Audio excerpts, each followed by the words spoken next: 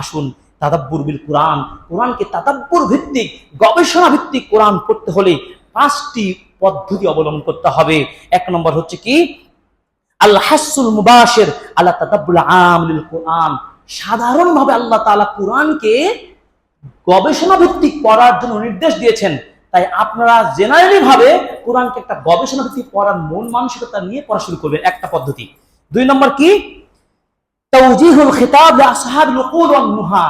আল্লাহ তাআলা স্পেশাল ভাবে জ্ঞানী বিচক্ষণ যারা, একটা গবেষক টাইপের যারা, তাদেরকে লক্ষ্য করে তিনি একাধিকবার নির্দেশ দিয়েছেন, যার সময়ের অভাবে আমি বলতে পারছি না। অর্থাৎ বিশেষ ব্যক্তিদেরকে আল্লাহ নির্দেশ দিয়ে উৎসাহ দিয়েছেন যে তাদাব্বুর করতেই হবে। 3 নম্বর কি যে আপনাকে দরবুল আমসাল বিকসদি তাফাক্কুর ওয়া তাযাক্কুর, অর্থাৎ গবেষণাকে লক্ষ্য করে দৃষ্টান্ত উল্লেখ করেছেন আল্লাহ, বিভিন্ন উদাহরণ দিয়েছেন। এই উদাহরণগুলো থেকে কি শিক্ষা হতে পারে, ঠিক ওই উদাহরণ থেকে তুমি আইডেন্টিফাই করো এখান থেকে আমার কি শিক্ষা, এই চিন্তা ধ্যান নিয়ে আপনি পড়াশোনা করুন, তাহলে তাদাব্বুরে আপনি প্রবেশ করতে পারবেন। 4 নম্বর কি তাহলিলুল আয়া, আয়াতগুলোর শুরু শেষকে বুঝে কারণ উদ্ঘাটন করবেন, যে এই আয়াতে আমি যে পড়লাম এখানে কোন কারণটা রয়েছে, কি কারণে আল্লাহ এটা বলেছেন।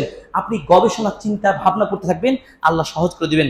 5 নম্বর কি যে চিন্তা ভাবনাটা আপনার জন্য কোরআনের গল্পগুলো যেগুলো রয়েছে, কিসসা কসাস রয়েছে, এই কসাসগুলো নিয়ে আপনি ভাববেন, কেন আল্লাহ তাআলা ইব্রাহিম নবীর এত লম্বা ঘটনা দিলেন, মুসা নবীর কেন এত ঘটনা দিলেন, 25 জন নবীর এক এক সময় এক এক ধরনের লম্বা লম্বা ঘটনা, বাগানের ঘটনা, আসহাবে কাহাবের ঘটনা, যুলকারনাইনের ঘটনা, অসংখ্য ঘটনা পাবেন, যেগুলো থেকে আপনার আমার জীবনকে সাজানোর জন্য আপনি এর উত্তরণের পথ খুঁজে পাবেন।